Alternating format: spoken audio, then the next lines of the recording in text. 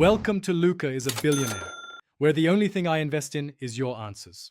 You have Python and an editor. Now begin building logic. First, write tiny functions that return deterministic results, test in the REPL.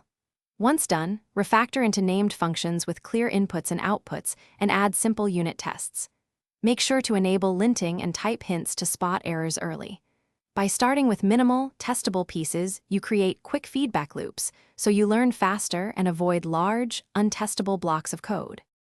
You now connect pieces into a working flow. Begin composing functions into pipelines, pass explicit inputs, and return results instead of mutating globals. Once done, choose appropriate data structures, lists for ordered items, dicts for lookups, and apply list/dict comprehensions to simplify loops. Introduce unit tests for edge cases and use small examples to validate logic. Make sure to profile slow spots and apply memoization. You complete the implementation by validating behavior across scenarios. Start by writing targeted unit tests for normal, boundary, and failure cases. Run them often. Once done, step through failing tests with a debugger, inspect variables, and reproduce the bug with a minimal example. Make sure to refactor confusing code into smaller functions, add docstrings and type hints, then rerun tests.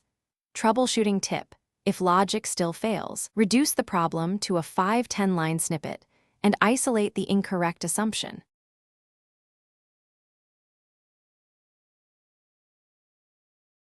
Thanks for watching and please subscribe. It's the best investment you'll ever make.